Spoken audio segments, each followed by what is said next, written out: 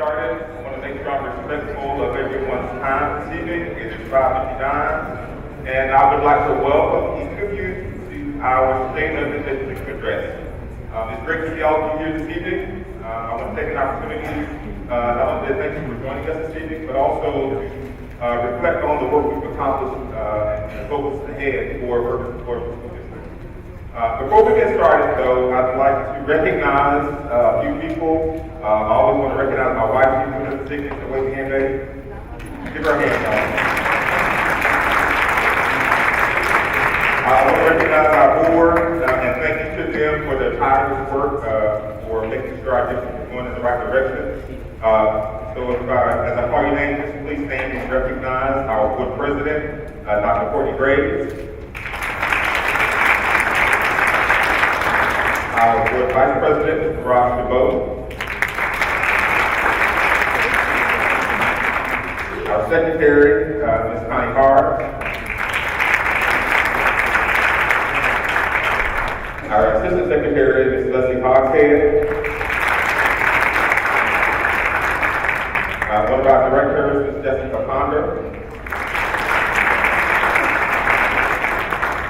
and Dr. Thurman and Scotty, you couldn't be with us this evening, but let's give them a round of applause for that. At this time, before we recognize our other elected officials and clergy, I'd like to call to the podium Dr. Graves for a few opening comments. Dr. Graves.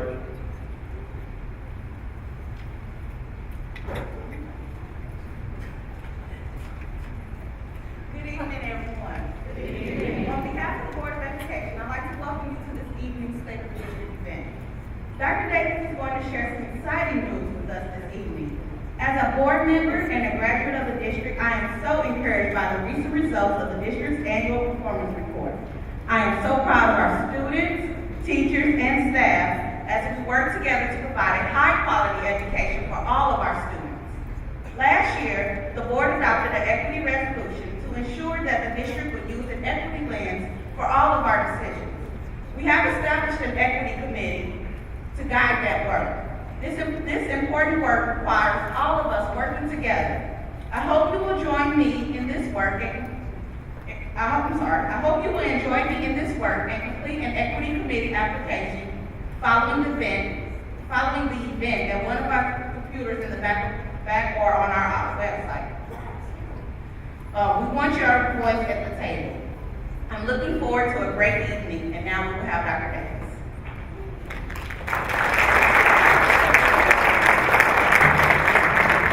Thank you so much, Dr. Graves. I have a lot to talk about, so I'm going to dive right in. And before I do, I'd like to recognize just a few other people who are in the room. I may not need to call everyone's name, but all of our elected officials who are in the room with us this evening, if you would please stand at this time, all the elected officials.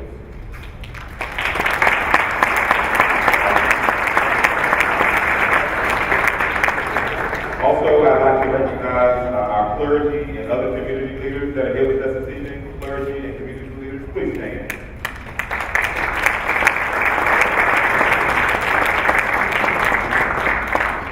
Awesome, thank you so much. Education leaders across the country are watching the work that's going on in Ferguson-Florissant School District. Most folks look at it as Ferguson and what happened in 2014. With DESE's release of the annual report on Friday, people across our community, St. Louis area, and the state are taking notice of some of the work that's going on in our schools. We've not arrived, and there's absolutely so much more to do. But I can say that we're headed in the right direction. Over the past nearly 4 years since I started working in the first floor, we've asked a lot of questions. So often people wander around lost because they're afraid to ask for help. But I'm confident in the work that our teachers and our administrators are doing and taking us in the right direction. Parents, for all of our parents that are here with us this evening, I'd like to just take a moment to recognize them. And so if you're a parent in the room this evening, just stand for a moment and recognize all of our parents. Parents, please stand.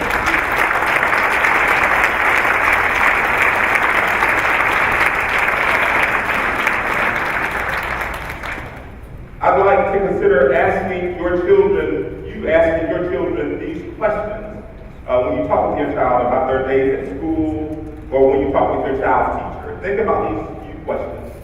Ask your child, what did you learn today? Ask your child's teacher, what should my child know by the end of this unit?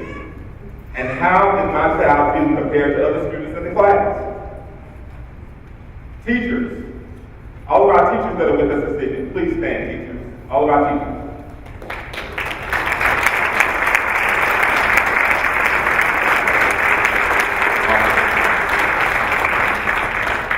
Teachers, I'd like you to ask students this question. What do you need from me to succeed? And ask parents, what can I do to support you so that your child can succeed? All of us as educators commit that will to asking all of these very important questions to ensure that our students succeed. I also want to take an opportunity to recognize all of our support staff. If you're a support staff in the room this evening, please stand and be recognized.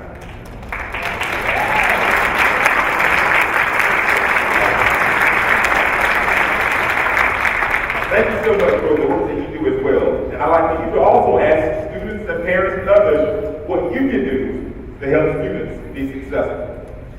I'm pleased to share the results of the District Annual Performance Report this evening. Each year, the State Department of Elementary and Secondary Education releases a report on the performance of every district in the state. Those reports typically are released in the early fall. However, due to several factors at the state level, the report was released this past Friday. Over the past 4 years, the district has covered near the 70% mark.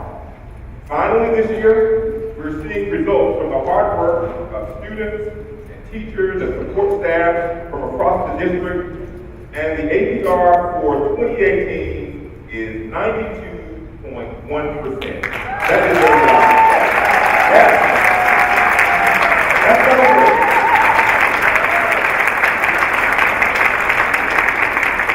We earned 110.5 of the 120 possible points. With last year, it's important to ask, why did the district do as well as we did? Well, here are some of the factors that impacted that. The APR score is based upon 5 standards: academic achievement, subgroup achievement, college and career readiness, attendance, and graduation rates. The state's current status targets reflect the more rigorous content of the new math and GLA assessments. Distributions of districts across states, across status levels are now comparable to the 2013 levels. The district attained student growth points on both standards 1 and 2 in ELA and math. The district picked up 1.5 additional points on standard 4 attendance due to the state's change in allowing partial credit for student attendance rates between 85% and 89.9%. The district also picked up 6 additional points in standard 5, which is graduation rate. Let me break it down just a little bit further. We earned 39 of the 40 possible points for academic achievement, or 97.5% of those points. Those points come from our NPI or our Math Performance Index. This year doesn't compare directly to last year due to the changes in the test. You may have seen this in the news. However, overall, students across the state didn't do as well as last year, yet the state's current targets reflect the more rigorous content on the test that they are taking in 2018. An MPI of 400 denotes proficiency, and an MPI of 500 is the advanced range, suggesting that our students are getting ready for 20%. I want to see us continue to show improvements, but we specifically want our students' MPI scores to improve. While our APR is good, we need our students proficient and advanced. The district earned 100% of the possible points in ELA, in language arts, and 93.8% of the points in mathematics. And we earned, yes, that deserves a round of applause. We also earned 100% of the points in social studies. Now, these are important because these are all academic content areas. This is where students are learning the content. Science was included in 2018, and so those calculations will return, however, in 2019 this year. We are placing a strong emphasis on science instruction to prepare our students for success in this area. The district earned 10 of the 10 possible points, or 100% of the subgroup achievement points. Subgroup achievement is the performance of students identified in each assessment in the identified subgroups, including free and reduced, price lunch, racial or ethnic background, English language learners, and students with disabilities. The district earns points when those students meet or exceed the state standards or demonstrate required improvement. In fact, our students outscored students, minority students, ELL students across the state. So we're very excited about the performance of all of our students. The district earned 24 of 30 possible points, or 80%, for college and career readiness. College and career readiness is measured using several standards, including ACT, SAT, COMPAS, and ASVAB scores.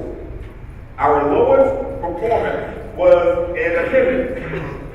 Our lowest performance was in attendance, but 7.5 of the 10 possible points, or 75%. Our students will learn more and perform at higher levels if attendance is improved. We must continue to work hard on this particular standard. This is the reason why we have adjusted our start-stop times for next year beginning in August, and I'll speak a little bit about that later on. I am so pleased that all of our high schools earned the full graduation grade points. Give our high schools.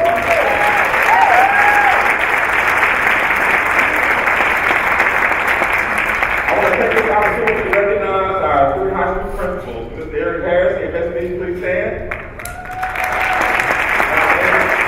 Dr. Andrew Crowley, remain standing. Dr. Andrew Crowley at Full North.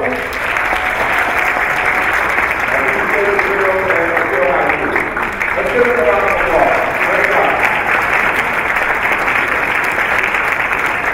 In 2018, we had 87.5% of our students graduating in 4 years. That is up from 74% 4 years ago. Now that's noteworthy. That's due a round of applause. 87.5%. This is our highest graduation rate since the Missouri School Improvement Program began. So what is our takeaway from this year's APR? Well, one is huge. It's a breath of fresh air for our community, and it says this is dual, that it brings hope to our children and to our community. These scores say that we're headed in the right direction. Now that we've achieved this score, our goal moving forward is 100%. Let me say it again. We got to 92, but 92 and a half just won't do. We want 100%. What does it say? Objects in the mirror, if you ever look at your car, says that objects in the mirror are closer than they appear. If I told you 2 years ago, or even last year, that we would be in the 90% this year, some among you probably would not have believed it. It was hard for me if I had just said it, right? But I believed it hard enough that I pushed it and said it all the time. I'm not going to ask you to raise your hand whether you believe it or not, but what I can tell you is that we're there. And I'm excited about being there. And we have to keep going forward. I'm sure that some of you would have thought that it was impossible. The goal now is 100%. We need 100% of our students earning the points, and we need 100% of our students proficient and advanced. I said it again, 100% of our students need to be proficient and advanced. Scoring in these ranges say that our students are future ready. Whether they want to go to college or whether they want to get a job in a career, if they are proficient and advanced, it means they're ready for whatever they so choose. I am a firm believer that it's up to our students, but I believe it's our duty as educators to make sure that they are prepared. When it comes to the content areas and standards, our focus is on better outcomes for all of our children. Every child deserves at least 1 year's growth every year. Some students are further behind, but they at least deserve that much. Teachers, You may have a child who comes to you below grade level, but every child deserves to grow at least 1 year academically while he or she is within your care. I'm excited about standards-based grading. Students and parents should know that students have to meet the standards. I've asked students and parents, what should my child know at the end of this class this year? I want all children to have more access to AP classes. We've done a great job moving in this direction, but we can't stop now. We need to continue to steer our students towards taking advanced placement classes. Students will be better prepared for success in college or career, and parents, you will benefit financially. All of the work we're doing on the restructuring process is geared towards creating better outcomes for children. And we're continuing to make progress on the restructuring process. As you can imagine this is a massive undertaking. Many would shy away from this restructuring because of the amount of change that it causes. And change is hard. We've organized our work into 25 areas that you will see on the screen. I'll touch on a few of these areas this evening, and you'll find information related to these work areas on the timeline. For the most part, we have held to anticipated dates that were published on the timeline back in November. However, we've made a few adjustments in order to make sure that we are doing our work really well. It's more important to get things right than to cut corners to meet a deadline. My goal is that all of our team members are in place and that we're ready for 2019-20 school year in August when it begins. As we reorganize responsibilities to support our new school structure, I will make recommendations to the board to adjust the roles of our assistant superintendents and many of our other district leaders so we can make sure that we're more efficiently and effectively serving our schools. The area south of 270 will be Area 1. Supervising pre-K through 2nd grade schools, 3rd through 5th grade schools, and the 6th grade center at Johnson Wabash will be Dr. Deanna Gibson. Deanna, please stand. Back here. There she is. She's back here. So you'll be supervising areas south of 270 pre-K through 6. The area north of 270 will be Area 2, supervising the pre-K to 2nd grade schools north of 270, 3 through 5 schools, as well as the 6th grade center at Wedgwood, and that will be Dr. Lisa Hazel. Dr. Hazel is over here. So,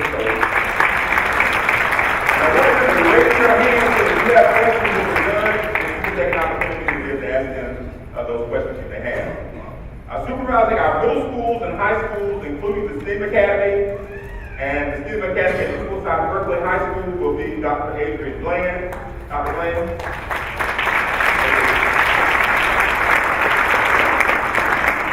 All 3 of these leaders have been successful principals and care deeply about the instructional core, which includes high quality teaching, rich and standards-aligned content, and students learning with evidence of their improved academic abilities. I realize that different buildings have different cultures and perceptions of these cultures. This is the opportunity to press reset on our school culture. Don't assume that the rumors that you hear are true. What's important is that we have to have leaders who can create the kind of culture that's conducive for learning. This is an opportunity to make our schools what they should be. We want to build and rebuild relationships. We want to restore trust. And we want parents to feel welcome in our schools. As our schools restructure, I want parents to know that we are committing to open communication between school and home. I want our school level staff to know that we're committed to improving communication between administration and the schools. At this time, I'd like to introduce our principals for 1920. We will have later meetings where we will have the principals that I'll call in just a few moments. You have access to them later on in this semester as we have some more community meetings. Our pre-K through 2nd grade schools will be known as our primary schools, And our principles are as follows. Please stand when I call your name. And for you next year in pre-K2 will be Dr. Jill Loyette. Just stand and remain standing. And let's do this because I have a lot of folks to call out. Let me get them up and then we can give them a good old round of applause. Central Elementary will be Dr. Sheldon McAfee. At Collins Lane, pre-K2 will be Ms. Carla Leggett. At Duchesne will be Dr. Sheila Ward. Please stand. At Holman will be Dr. Heather Carroll. At Parker Road will be Dr. Melinda Ice. And at Walnut Grove will be Ms. Suzette Sims. So if those folks are here and standing, please give our appreciation.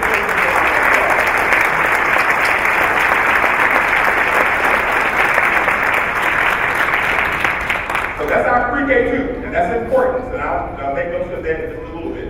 Our third to fifth grade schools will be known as our intermediate schools, and our principals at those schools are as follows. Please stand when I call your name, and let's hold our applause. I get them all called, and we'll give you a good over round of applause. At Berkeley Elementary School will be Ms. Stacy Washington. At Combs 3-5 will be Dr. Leslie Thomas Washington.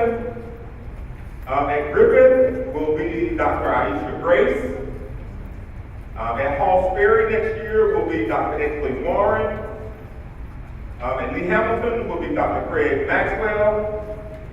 And at Robinwood will be Mr. Sean Joyce. Please give our 3-5 principals a round of applause.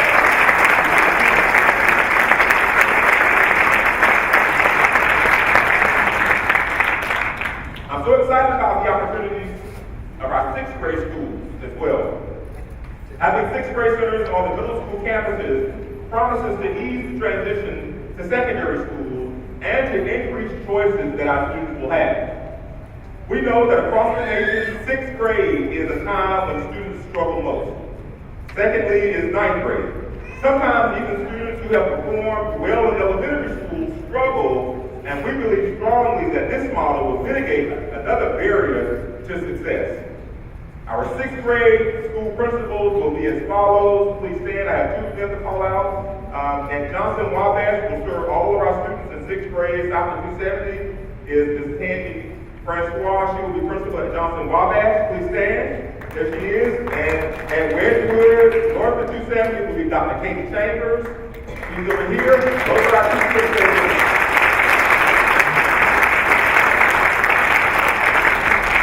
Our seventh and eighth grade middle schools will work in tandem with our sixth grade centers. JW with Ferguson Middle, right on the same campus, as well as Wedgewood and Cross Keys, being able to do some great programming because of the proximity of those schools. Our seventh and eighth grade middle school principals will be as follows. Followed at Ferguson Middle School will be Mr. Leo Ganal. And Cross Keys Middle School will be Mr. Eric Harris. So give them a round of applause.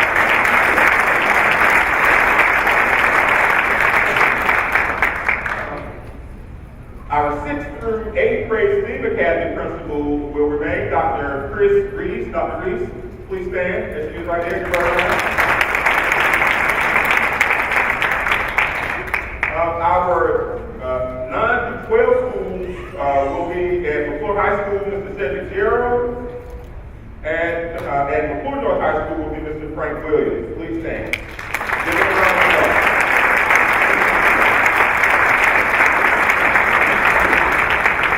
Our STEM Academy at McClure South Berkeley High School will be Dr. James Crawford. James, you go.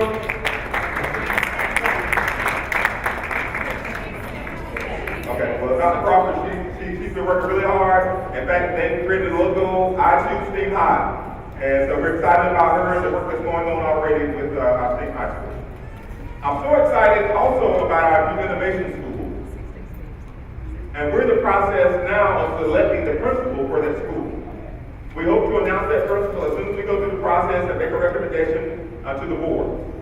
We expect to announce all of our assistant principals and athletic directors in the next day or so as well. Kevin will put out a list of all of what I'll talk about this evening in terms of people who will get this 2019 point. In addition, he will also put out the assistant principals as well. Our operations team has been working hard for months to make the transition to our new attendance boundaries. And we want to make that as smooth as possible. So here's some very important information that I think will help parents and teachers and all of our community. Parents were provided a link last Friday to find their child's school for the 2019-2020 school year. We set up a help center to assist parents if they encounter difficulties. And we have several Chromebooks in the back of the room this evening to help you who so inclined to do so this evening. Maps that indicate the attendance boundaries for each of those schools, including the area where students will walk to school, will be available online soon. I'd like to share an update on our STEAM Academy briefly. First, let me say that Ferguson-Florissant School is not closing. I want to honor the past and the legacy associated with both Ferguson-Berkeley and Berkeley High School at 8710 Walter Avenue. I believe we can accomplish both goals: preserve the past and prepare students for the future. We're repurposing and creating a plan to sustain our school. The enrollment in MSB has declined over time, and we want to make sure that we set our school up for success. This plan creates a bright future for our school and our students. The STEAM Academy at Ferguson-Berkeley will open in August with 9th, 10th, and 11th grade students. Recently, we had an information night at MSB, and the turnout was exciting. Our staff had to bring out additional chairs to accommodate the group. The application window for STEAM opened, and it closes, it's open already, but it closes this Wednesday, and students will be notified next week if they're moving forward in the process. We've had hundreds of applications already, so I'm really excited about that. The application window for the 6A STEAM Academy has closed, and students who will be moving forward in that process will be notified this Wednesday. I'm also excited again about the Innovation School. I want us to obliterate the whole notion of alternative education. This is going to open up so many opportunities for our students.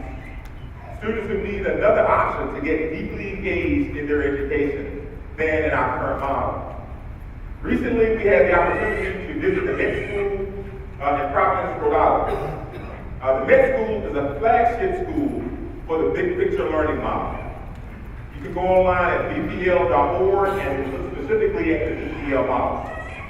This model is based on LTI, or students learning through interest, and students learning through internships. Students spend a portion of their week in internships and learning content through actual work at a setting that interests them the most. And this starts in 9th grade. Many of these students graduate with certificates so they can go straight to work if they so choose. And many of them go on to colleges and universities to further their education. One of the concerns we have heard centers on merging the student bodies at Ferguson-Berkeley and at McCourt. Let me also say that as I think about our innovation school and our new high school, that we're planning specific events for our students in all of our communities, but specifically at Ferguson-Berkeley and McCourt. I have heard from community members who said they never felt welcome in the Kinloch, Berkeley, Ferguson-Florissant when that merger happened. And it is very important to me and to us that we work intentionally to ensure that all of our students feel welcome, that all of our parents feel welcome, and that our communities have our identity and that not be lost, and that we create one district united. That we bring our students together, whatever their experiences have been, so that we make sure they get educated really, really well. Our work in the high schools and the STEAM school and the innovation school address, as I said so far, one bookend of our restructuring plan. The other bookend of our restructuring plan is early education. All of our early ed folks, any early ed folks in the room, please stand. I see Ms. Vogel standing back there. She's always right there on it. All of our early ed folks, please do a round of applause. Stand there. If they only knew how passionate I am, and I know they do, how passionate I am about early education. Ferguson-Florissant has long been a champion for early education. We have a legacy going back decades. The data shows that students who go through our early ed program consistently outperform other students. The governor, Governor Parsons, has stated that he wants to increase the numbers of students across our state who experience high-quality early education. Currently, the state provides relatively little funding to our early ed program. In fact, we get about 4% of our funding based on the numbers of students who get free reduced lunch in our district. 4% is what we get back reimbursement from the state. We put far more of that per floor in terms of our investment in our early ed program. We are finding ways to support this locally with our own financial resources. But really, we need more financial support from the state if we're to fully serve the entire community.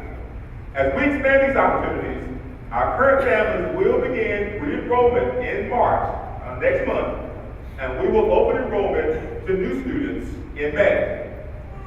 We will continue to offer our half-day option as well. I've had a number of questions from parents about that, and we will continue to offer our half-day option for parents who need that as well. After much research, we presented several options for later start times to increase opportunity for student success, especially at the high school. I alluded to some of that a minute ago when I was specifically talking about our high schools and, more importantly, our attendance across our district, which is the place that we got the least numbers of points when I mentioned APR a few moments ago. We listened to the feedback from parents and the board, approved the following start and stop times for the 2019-2020 school year. Our middle schools will start at 7:25 and end at 2:30. The research shows that our high school and older students in particular need later start time. They use the word called circadian rhythm, and I'm no psychologist, I'm sure those who are know what that means. They need more sleep cycles, I think that's what they say. And it's well documented across the country. In fact, many districts, even in this region, have already gone to this. Our high schools, that currently, two of them in particular, that start now at 7:15. Our high schools next year, starting in August, will start at 8:05 and end at 3:10. Our intermediate or 3-5 schools will have breakfast at 8:35, start at 8:50, and end at 3:40. And primary or our pre-K2 schools will have breakfast at 9:05. They'll start school at 9:20 and will end at 4:10. All of our secondary schools will have block scheduling for the 2019-20 school year. I'm a huge proponent of block scheduling. Block scheduling provides students more time with content. More time with content. Block schedule has many benefits. If they have more time with content, then they will experience and learn more and in turn perform better on any assessment that we give. I believe this, that if students learn the content well, the test takes care of themselves. We don't teach to the test, we teach to the standards. When students learn content, the test takes care of themselves. Block scheduling affords students the opportunity to take 4 additional credits by the time they graduate from high school. Imagine how much better prepared for success our students will be with having the opportunity to get more classes while they're in their 4 years of high school. The teacher selection process, as we begin our restructuring. Those procedures for the 2019-2020 school year will begin no later than February 11th, which is a week from today. Our last week being out those 2 days for our snow days and weather caused us to have to push our schedule back a little bit, but we will begin no later than that. Teachers that are currently in schools that are being closed or repurposed, including all our elementary schools, will receive a selection form that contains openings related to their current position. We expect to complete the notification process regarding employment status with the district by the end of this month, by the end of February. One of the drivers of the restructuring process also was to find opportunities to improve fiscal efficiency. We're always looking for ways to direct more resources to the classroom. We have a fiduciary responsibility to our community to ensure that we are using our dollars wisely. We've been working to improve our reserves. 6 years ago, we hit a low point of about 13.49% reserves.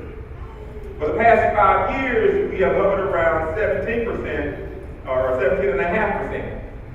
The restructuring process will help us to improve our reserves over the next few years with a goal of 20%. Another aspect of our restructuring process is removing barriers so teachers have what they need. No teacher is expected to use their money for supplies and materials.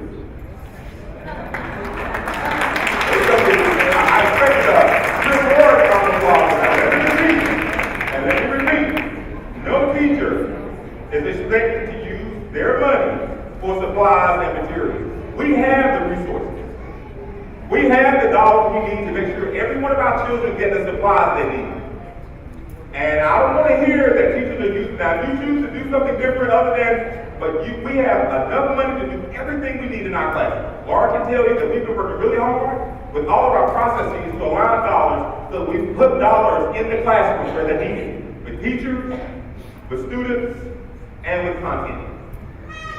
As we explored options for our elementary grade organization, we settled on the pre-K to 2 grade span to ensure that all of our students leave second grade ready for success when they hit 3rd grade. Because 3rd grade is where what begins?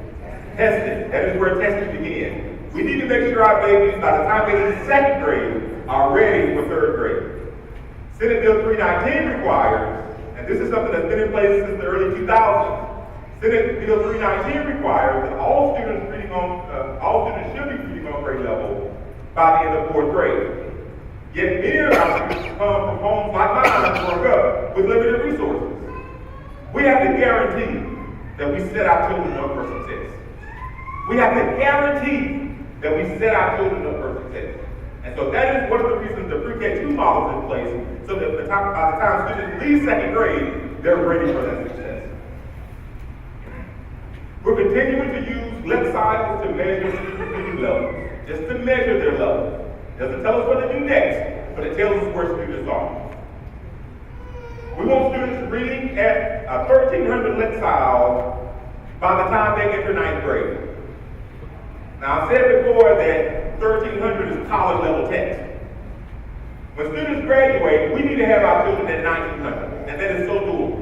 If you look at our data, and I'm going to speak about data just a little bit, we have many students who are already there. Students who are at 1,300, by the time they enter 9th grade, are much more likely to graduate having successfully completed advanced placement classes, AP, and international baccalaureate classes, IB. In addition to reading well, our students also must know how to write well. Let me say this slowly, because I want you to get this. Our 4-year goal is that students will be able to craft an argument, use a text, and in writing defend their argument and to defend their learning. We need to make sure that our students can write it and speak it and find evidence in the text.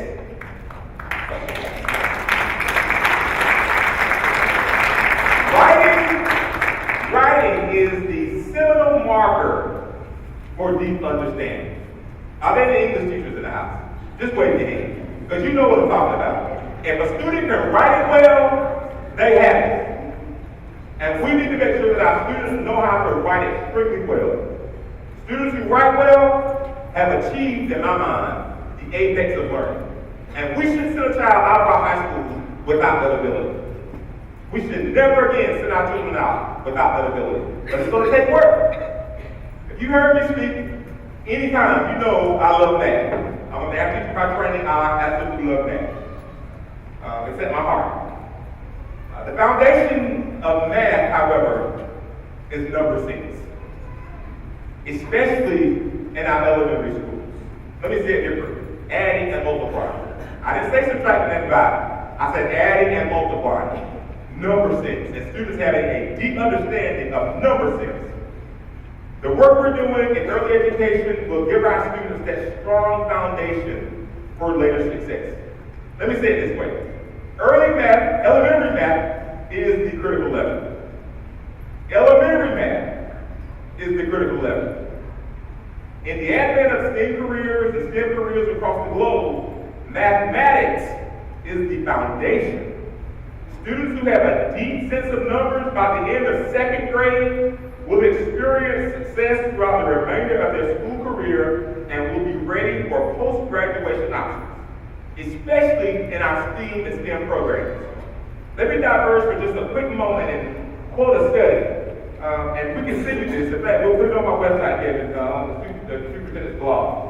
So there's one recent study that said that by 7 years old, not seventh grade, 7 years old, a child's math ability has a strong predictor to their later socioeconomic status. If children do math well by the end of 7 years old, they're so much more likely to have a more successful life, socio and economic. So we got to make sure that by the time our students leave our elementary schools, that they have the strongest math ability and we set them up for success. We're also turning a strong focus on our science. I just want to pause for a moment. Any science teachers in the house? Elementary or middle school or high school, all our science teachers, just stand up for a moment. Just stand up, science teachers. Stand up, science teachers. Okay. If you were a science teacher, yes. Keep standing here. Keep standing. Eric has been doing a yeoman's job at working with our science department. He's our science coordinator across the district. Him and Tiffany Best. Tiffany stand up as well. Both of them, hold on, I'll give them a bit of applause, but both of them are trained science teachers, having taught science at all across our grade spans. Tiffany specifically taught AP classes. Eric is an amazing science teacher, but they've been working diligently with our science folks. Because I said before, science will be a part of our APR this year. And they have been working hard, specifically with biology in high school, because our EOC in science is biology. And Eric and Tiffany have been working hard with high school folks to make sure that our 5th grade, our 8th grade, and our biology teachers are prepared to set our students up for success. Let's give them a round of applause.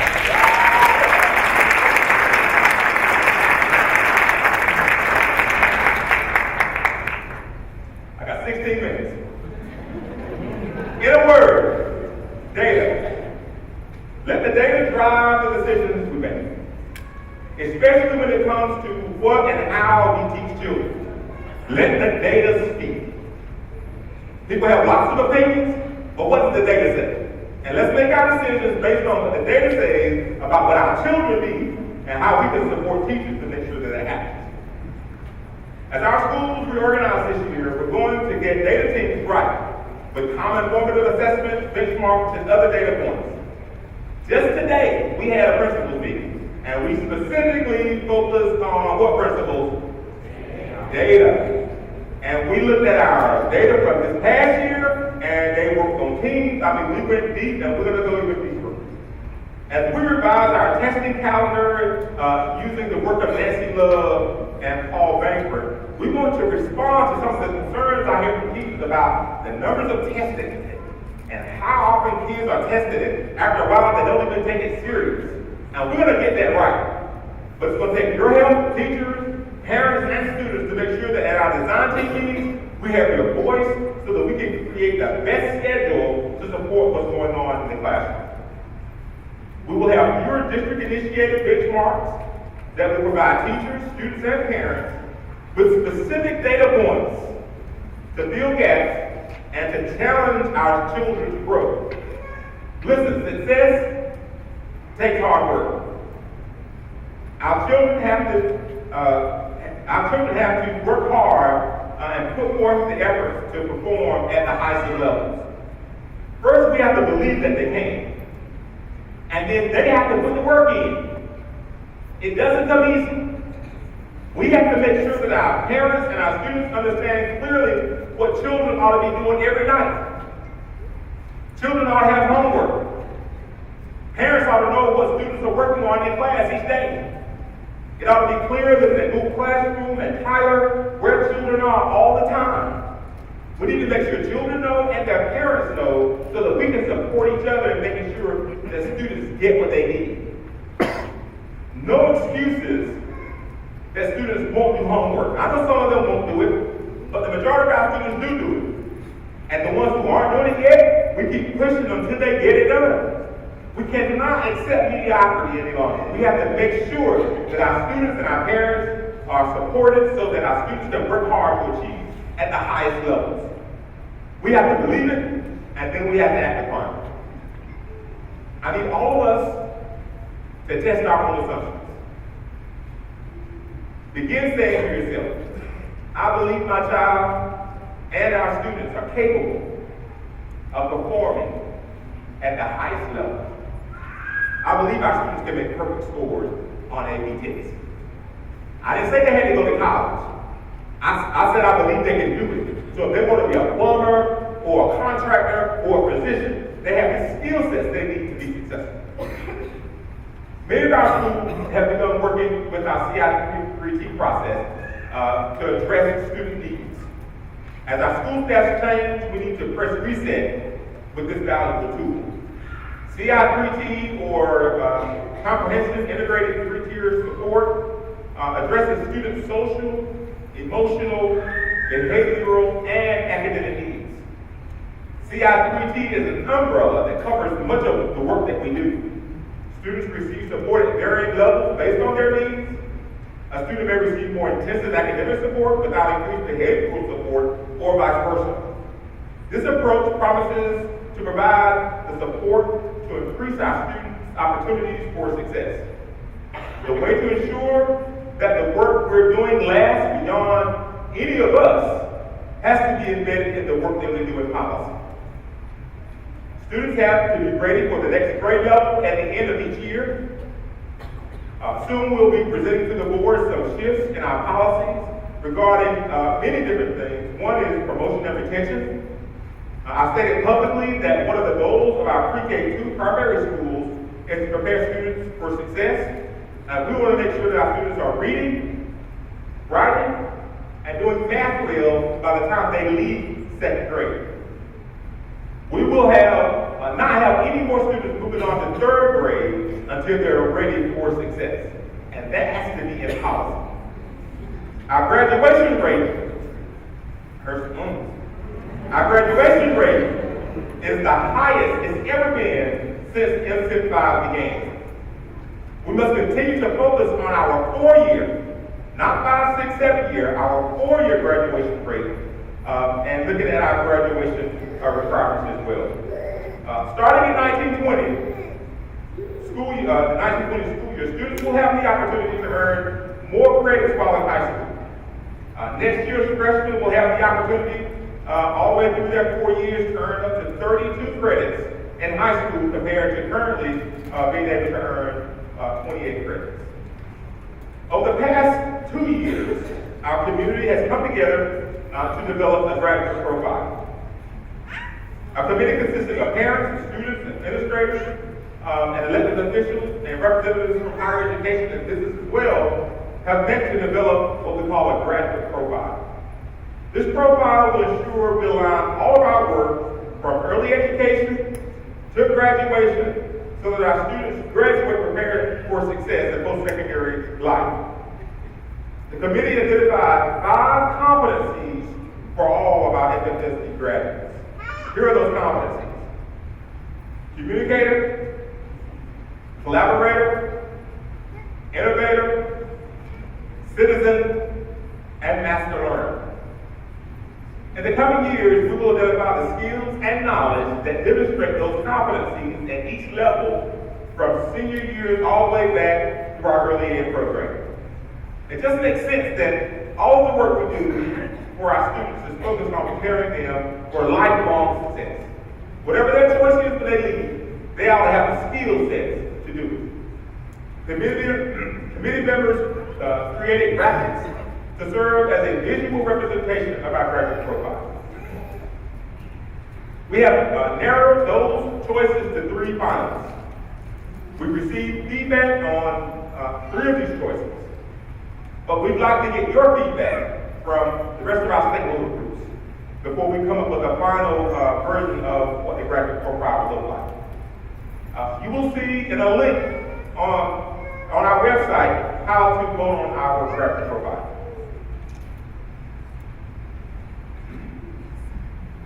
We will finalize our building components of the graduate profile as a new school community forms this fall. We will also design and build out a complete profile so that everyone, students, parents, staff, from pre-K through graduation, know exactly how our students ought to be prepared for post-secondary life. As we conclude this evening, I'd like to share just a few announcements that I think are very important.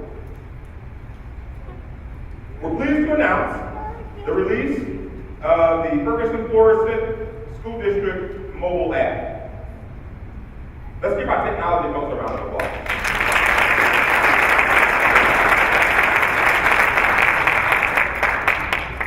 This will be the place to get all the district information, including news, menus, teacher contact information, websites, social media, emergency notifications, links to report safety concerns, and much, much more. You can even access the parent portal from our app. It is your one-stop shop for school district information. Please check your devices, app store, and here's how you call it. The Ferguson-Florissant SDR2 app. I'm going to say that again. The Ferguson-Florissant SDR2 app. You can find more information on the app as well as the links in the app from your devices. On Saturday, March 9th, the district will be hosting a summer camp fair in conjunction with Blueprint for summer. This will be a great opportunity to get more information on numerous summer opportunities for our students. Please take advantage of these summer opportunities.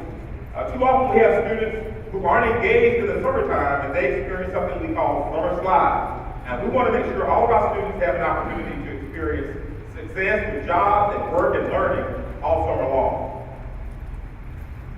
The Ferguson Youth Initiative has done great work with the students in our community for many years.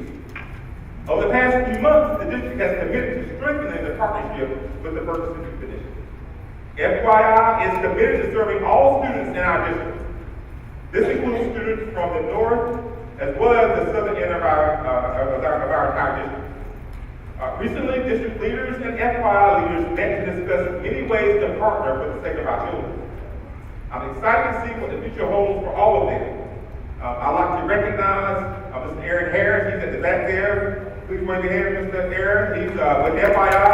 Please take the opportunity to join. I'm also very excited to share a new opportunity that will help our students beyond the classroom. You're receiving this news even before social media and the local news. So this is hot off the press. Ferguson-Florissant is the first Missouri district to partner with a group called Purposity, whose name is derived from purpose and generosity. The partnership will connect our students in need with caring individuals who want to help.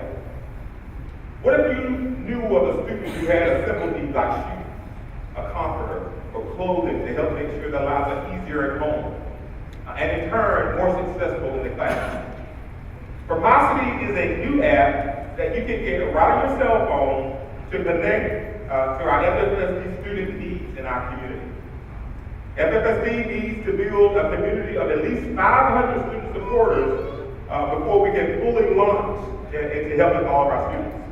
Once we reach that 500 target of student supporters, then it will be launched and the needs that the students have will be shared. This is, a competition, so you won't know who the student is, but you know what the need is. If you want to join our FFSD Purposity community, just upload the Purposity app, P-U-R-P-O-S-I-T, Purposity app, and click sign up.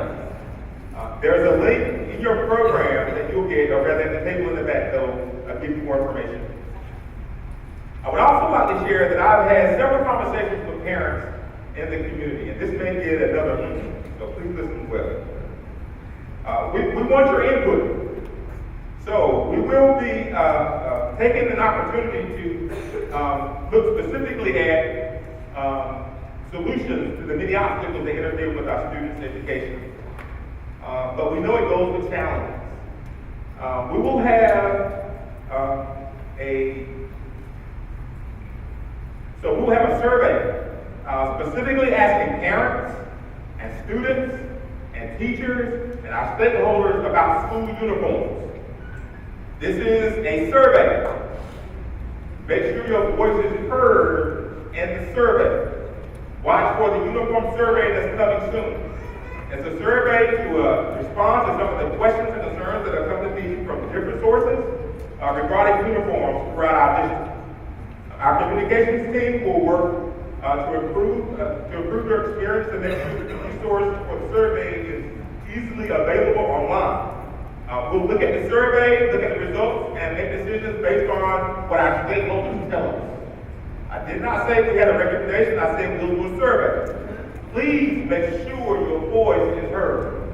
Make sure that when the survey comes out, you go on it, you do the survey so that we can make sure that we are duly informed about what decisions to make going forward before anything goes any further.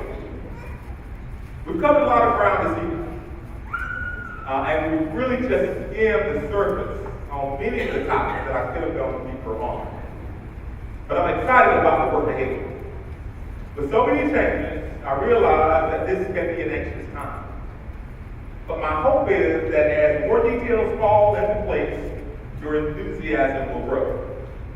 Keep asking questions of your children, of your teachers, and other leaders. Parents, we want you to be informed. We are on what we call the precipice of greatness. Over these past couple of years, I've had some folks come to me and express an urgency for the need for change, while others have asked to slow down. Our students deserve a high-quality education now. We're moving in the right direction. I'm asking all of you, every last one of you in this room this evening, that we have to make sure we give our students the highest quality education that they deserve. We want to make sure that our students are educated well, and we want to make sure that our community is improved. I'm a firm believer that an education is the best economic development. If you improve our schools, you improve the community.